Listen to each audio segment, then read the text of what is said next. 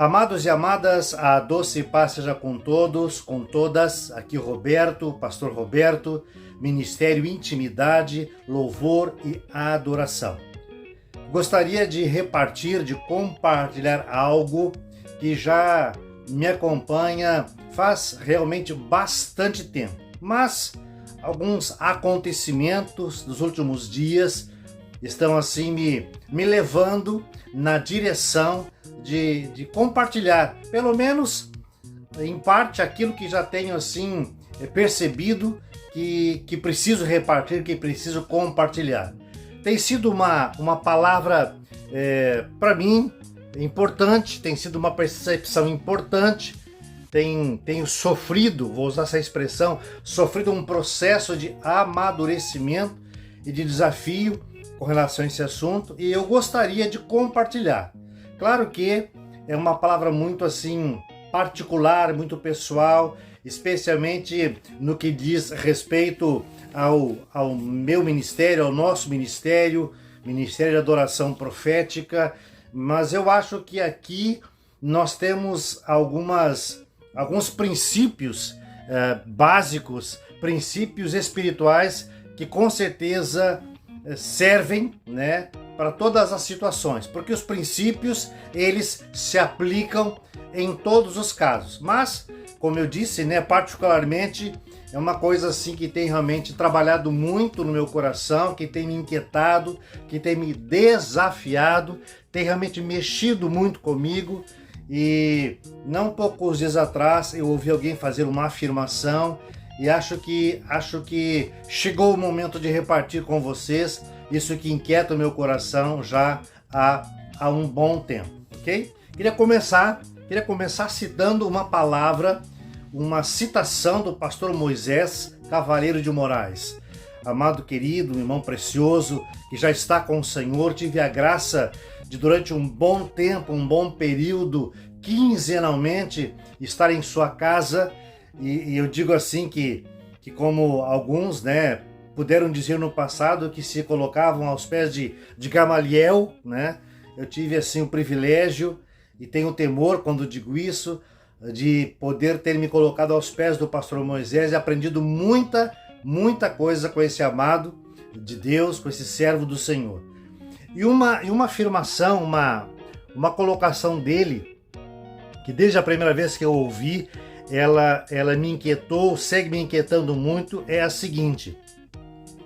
Ele dizia assim: quando olho para o mundo, percebo a ausência da igreja. Quando olho para a igreja, infelizmente, percebo a presença do mundo. Quando olho para o mundo, percebo a ausência da igreja. Quando olho para a igreja, percebo a presença do mundo. E ele, na sequência, então, falava um pouco sobre isso, né? Muitas vezes o ouvi falar. E normalmente nós, assim pensava eu, quando ouvimos uma expressão como essa, nós pensamos em hábitos, costumes, algumas práticas exteriores com relação a roupa, cabelo, e, né, uma coisa exterior. E ele, claro, que falava disso também, mas ele falava mais profundamente de o quanto a igreja, o corpo de Cristo, o quanto o reino de Deus estava marcado pelo jeito de pensar, pelo jeito de fazer, pelo sistema do mundo, pela lógica do mundo, pela dinâmica do mundo, pela forma como o mundo se move. E aí, claro, realmente a coisa é muito séria. A lógica do mundo, ela não nos serve. A lógica do mundo não nos serve. Precisamos buscar, nem sei se a palavra lógica cabe aqui, né? Mas precisamos buscar aquilo que é do céu, aquilo que é divino, para orientar a nossa vida pessoal, particular, e também nós, e por isso essa palavra me fala muito, nós que estamos à frente, que temos um chamado ministerial para servir o Senhor. Especificamente dentro dessa ideia de ser dirigido pela lógica do céu, eu queria conversar um pouquinho sobre a questão de como é que nós devemos conseguir recursos para seguir adiante, recurso material para seguir adiante. E já faz um bom tempo mesmo, que estava conversando com uma pessoa de uma denominação X e conversávamos um pouco sobre diversos assuntos e na nossa conversa caímos neste assunto, né? Caímos nesse assunto. E a conversa ia muito bem, até que num determinado momento, essa pessoa, creio eu, com uma boa intenção, imagino que sim, quis me dar um conselho.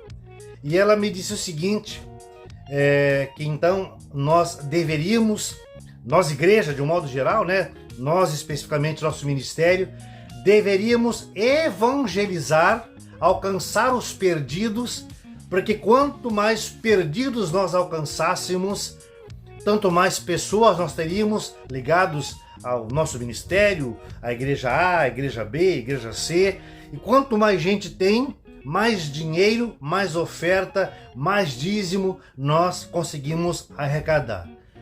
E eu confesso para vocês que num primeiro momento eu achei que não tinha entendido bem, mas a conversa seguiu e ela então reforçou a ideia.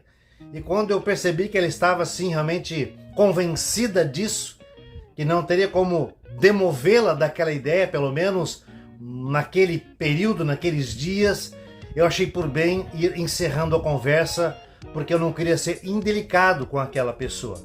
Muito embora aquela sugestão, aquela dica realmente feria e fere princípios básicos da palavra do Senhor.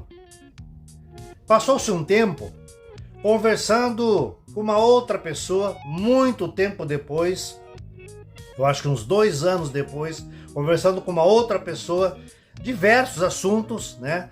Uma pessoa, uma irmã de uma outra denominação, conversávamos de tudo um pouco, né? De tudo um pouco, e ela então contava das suas dificuldades, do que ela então enfrentava no seu dia a dia. Também conversamos ali de tudo um pouco, né, diversos assuntos, mas lá pelas tantas caímos neste mesmo ponto, né?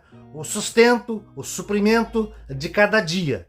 E ela falou da sua particularidade, as lutas, as dificuldades, as quais todos nós enfrentamos. E teve um momento na nossa conversa que ela também me fez a pergunta semelhante ao primeiro, né? Ela me fez a pergunta de como é que nós, como ministério, estávamos nos virando, né? Como é que nós estávamos nos virando. E de novo, né? Falei de alguns desafios, de alguns obstáculos a serem vencidos.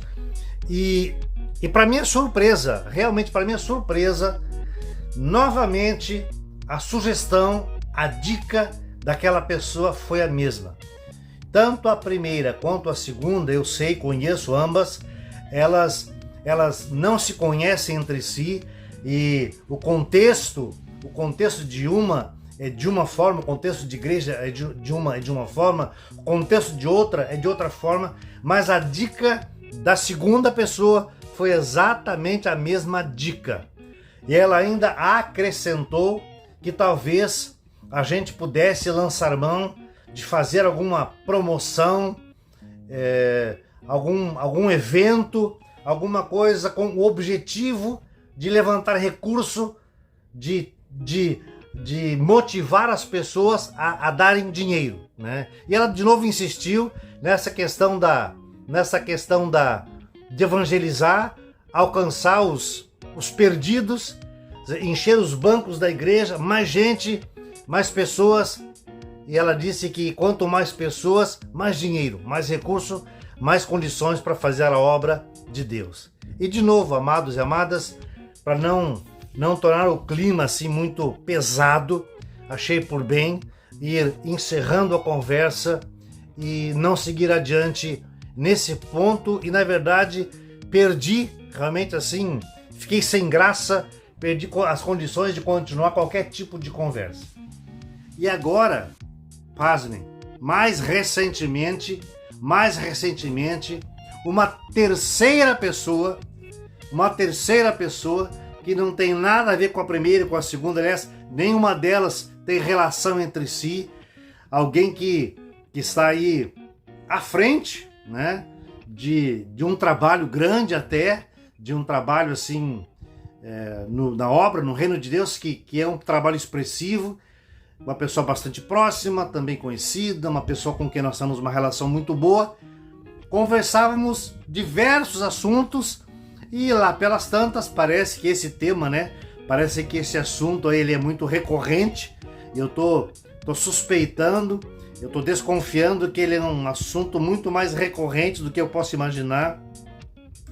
Também ela, dentre tantos assuntos, puxou essa conversa e me perguntou algumas coisas. E novamente entramos nesse ponto, nesse assunto, e contando, inclusive, não só de algumas dificuldades, de alguns obstáculos a serem vencidos, mas contando um pouco a forma como Deus também tem suprido, a forma como Deus tem alcançado o recurso necessário. E claro que é sempre muito assim justo, né? Eu usei ainda o exemplo da luva cirúrgica, que é uma coisa muito justa. Nós trabalhamos de uma forma justa, no sentido de não exageros, de não desperdício. Levamos tudo bastante controlado. É uma coisa que minha esposa e eu temos já de muito tempo, assim, a nossa vida pessoal, particular. Assim também nós fazemos com relação ao ministério. Mas, graças a Deus, temos chegado até aqui. Mas ela, na nossa conversa, imagino que percebeu, né, dos desafios que nós temos, e ela veio exatamente com a mesma sugestão. E de novo, amados, desta vez eu confesso para vocês que a inquietação do meu coração, o receio do meu coração, ele foi bem maior. Por quê?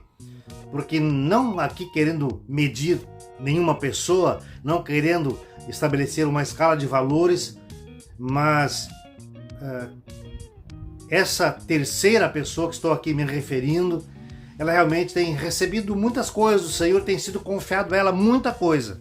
E eu fiquei chocado de ouvir dela essa mesma dica, essa mesma sugestão. Ou seja, evangelizar, alcançar o perdido com a motivação de conseguir recursos. E isso realmente tem inquietado o meu coração, e nesse caso aqui, somando com os outros, uma inquietação de que talvez essa ideia seja uma ideia presente no coração de muitas pessoas, de muitos líderes. E aí realmente, amados e amadas, eu olho para a igreja, como dizia, né, o pastor Moisés, eu olho para a igreja e vejo na igreja a presença do mundo, essa forma mundana, né? Essa forma do mundo fazer as contas, essa forma, essa lógica do mundo que usa de subterfúgios, de manipulações para que as dificuldades que nós temos, elas sejam supridas. E aqui eu arrisco dizer que não só na questão do recurso material, mas estou começando a suspeitar que inclusive em outras áreas muitos têm lançado mão, e de novo aqui, não quero lançar palavra de juízo sobre ninguém, é uma reflexão que eu tenho tido, são algumas ideias que eu tenho assim pensado, estou aqui repartindo com vocês pensamentos, muita coisa que eu estou dizendo aqui são suspeitas, eu não estou pronto com esse assunto, né? A gente vai num processo de crescimento, de aprendizado, mas suspeito que esta mesma lógica de usar recursos humanos, naturais, a força humana, a inteligência humana, se é que dá para dizer que isso é inteligência, para superar dificuldades, e nós vamos, infelizmente, cada vez mais percebendo esse jeito do mundo dentro da igreja, e essa forma tão secular, e eu diria até mais diabólica, de lidar com as coisas do Senhor. Talvez muitos não façam por maldade, não façam por má intenção, talvez o façam por ignorância, talvez o façam por uma falta de intimidade maior com o Senhor. Mas de qualquer forma, essa motivação para alcançar o perdido está errada.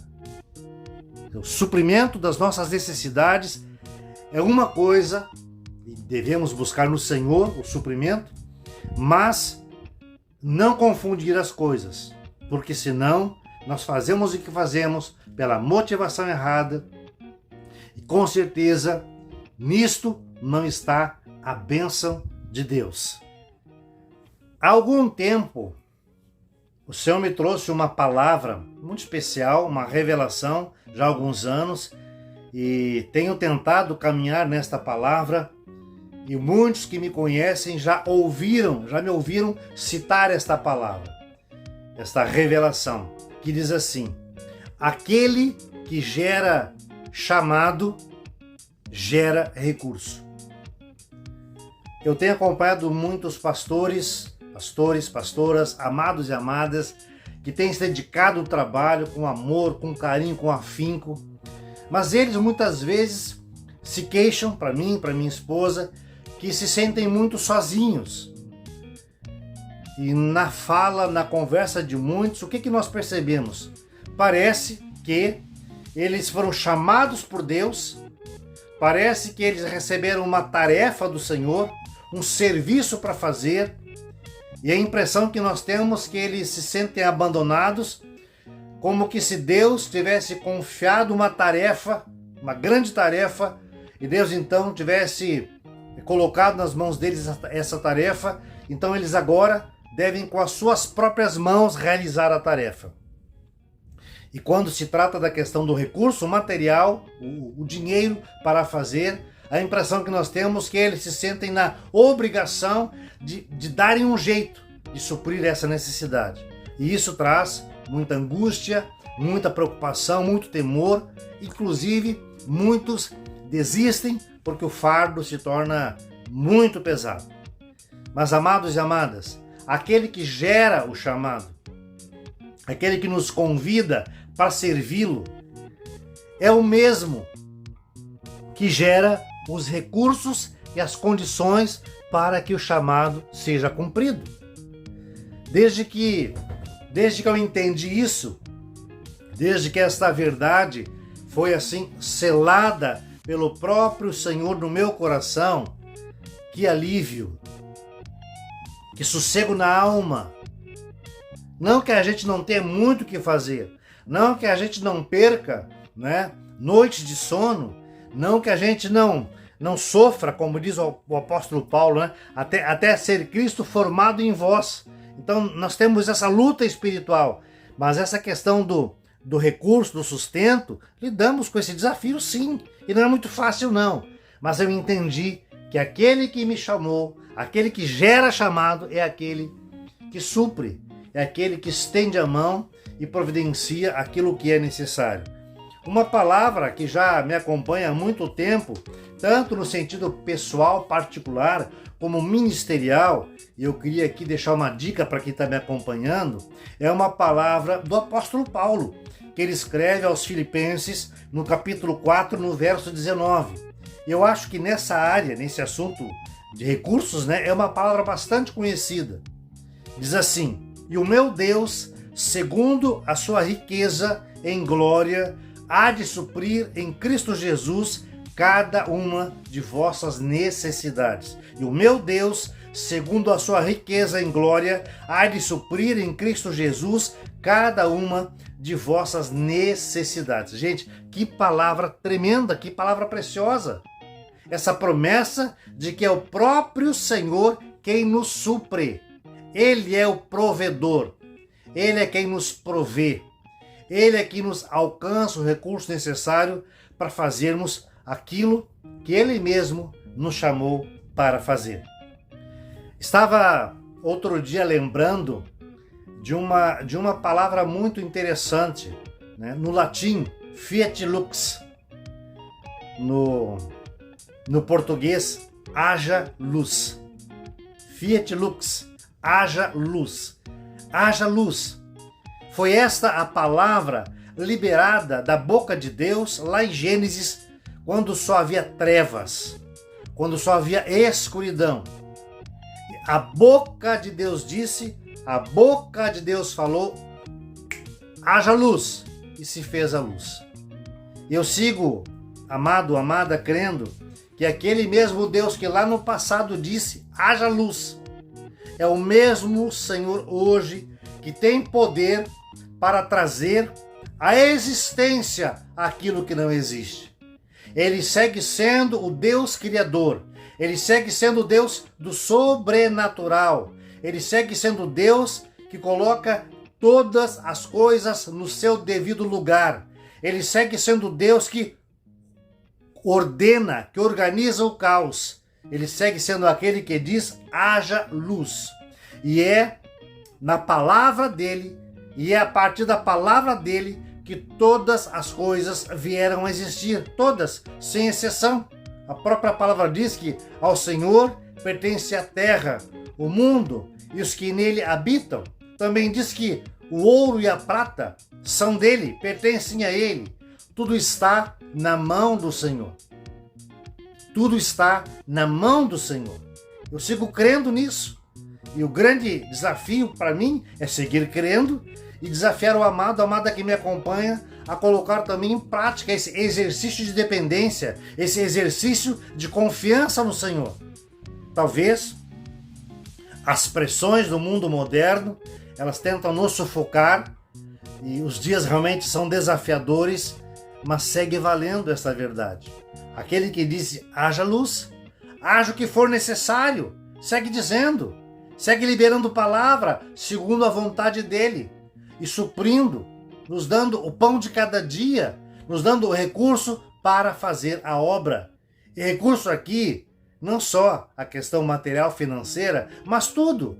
As condições físicas, o entendimento, a compreensão, as revelações espirituais. Então por que para o Senhor seria mais difícil suprir o recurso material? Será que nós só precisamos depender dele para uma revelação espiritual? Para entender uma palavra bíblica? E para o recurso a gente dá um jeitinho, fala com um amigo, com um conhecido, pede uma força para alguém? Claro que nós podemos, e muitos amados abençoam, muitos são usados pelo Senhor, mas a questão não é essa. A questão é o quanto nós realmente confiamos e dependemos do Senhor. Esse é o ponto. Outro dia, conversando com uma outra pessoa, eu gosto muito de conversar com as pessoas, de ouvir, de aprender, conversávamos sobre assuntos diversos e desta vez nós não entramos neste assunto específico, né? Mas conversamos outros assuntos diversos e no meio dessa conversa, essa pessoa me disse assim, Pastor Roberto, eu estou percebendo aqui pela nossa conversa que o irmão é um idealista, né? É alguém que caminha, que se move, que coloca as coisas num certo patamar, num certo nível do ideal. É um idealista, né? E muitas vezes a gente sabe que ser considerado um idealista, por muitos não é uma qualidade, né? Porque a gente que é um idealista, que se move por um ideal, realmente enfrenta muitas dificuldades, a luta é grande e a gente leva tempo para chegar no objetivo, algumas coisas temos que rever na caminhada, mas na conversa eu disse para essa pessoa o seguinte, talvez para quem olha de longe, de fora, eu possa parecer um idealista, mas o que eu estou tentando fazer ao longo desses meus mais de 46 anos servindo o Senhor, o que eu estou tentando fazer é colocar a palavra de Deus em prática. Aquilo que eu creio, aquilo que eu prego, aquilo que eu ensino. Estou tentando viver na prática isto. É um grande desafio. Não é fácil mesmo. Realmente é uma coisa desafiadora. Mas eu preciso perseguir o alvo de colocar a palavra em prática em todas as áreas. E por fim, eu gostaria de compartilhar uma palavra que agora, de uns meses para cá, tenho olhado para essa palavra com um olhar diferente. Eu estou falando aqui do Salmo 62, do verso 5 até o verso 8. E por que eu estou olhando para essa palavra de um jeito diferente? já li essa palavra muitas vezes. Eu lembro que eu já usei essa palavra, o Salmo 62, muitas vezes em sepultamentos. Eu lembro de uma igreja onde eu fui pastor no começo do meu ministério, e era uma palavra que eu usava bastante nos sepultamentos.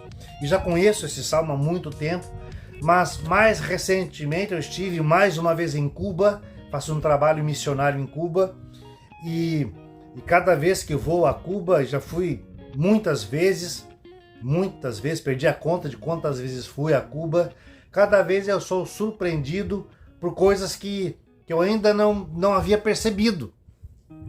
Eu não sei quantas vezes fui, mas imagino que umas quase 30, já vou desde 1995 a Cuba, e desta vez me marcou muito ver realmente as pessoas passando literalmente fome, não tendo o que comer, não tendo as coisas básicas, o básico do básico do básico.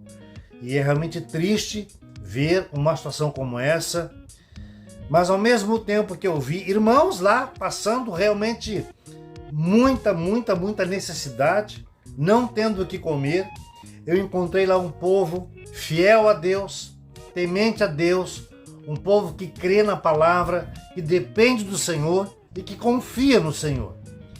E eu fiquei pensando enquanto eu os observava e tenho tentado aprender isso, né? Os amados lá não têm muita outra opção. Eles não têm muita outra opção. Não tem muito onde recorrer. Eu tenho pedido a Deus que me ajude, porque aqui eu tenho muitas pessoas, muitas coisas que eu posso fazer, tenho muitos lugares que eu posso recorrer, mas eu quero declarar que a minha confiança está no Senhor, que a minha dependência está no Senhor.